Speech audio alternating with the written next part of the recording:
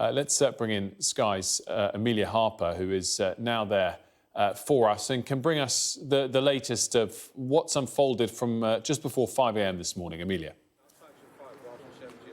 That's right. Well, a man reported to be in his 30s has died after being shot by police at this house behind me. You might be able to see over my shoulder a forensics tent is still there at the moment, and there are 4 police officers on the scene and a couple of forensics scientists in the back there, clearly trying to find answers to what has happened here this morning. Well, just before 5 a.m, police received reports of a man who was said to be with a number of weapons, including a crossbow, and he was threatening, police say, to harm people inside that address behind me.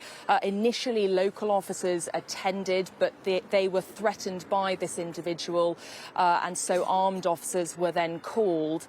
The man at that point had got inside the house by the time that those specialist officers were called, and then inside the house a police firearm was discharged and he was shot dead. Now, obviously what is happening at the moment is that they are trying to work out what is going on at the scene. There is a number of items on the floor. People will be looking at that to work out exactly what has unfolded here this morning. But the IOPC, i.e. the police watchdog, is going to be launching an investigation. This is standard after a police shooting, and we've had a statement from them. They say, "We have begun an independent investigation into the circumstances surrounding the fatal shooting of a man by the Metropolitan Police Service earlier this morning in Southwark, South London. We were notified by the MPS, the Met Police Service, after the incident, which occurred shortly before 5 a.m, and declared an independent investigation at around 6:40 a.m.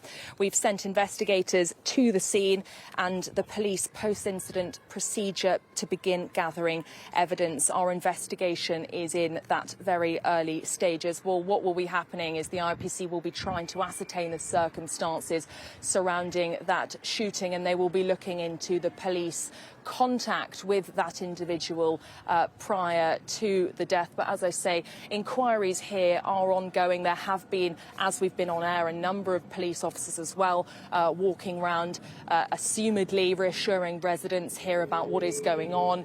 We've had also a statement from the Detective Chief Superintendent, Seb Adjei Adog. He is responsible for policing in Southwark here, and it said, "My thoughts are with those affected by this incident.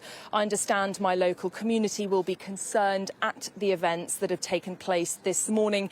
We will fully support the IOPC investigation into the full circumstances of what has happened." So obviously lots of questions that need to be answered, and police will be trying to do that this afternoon.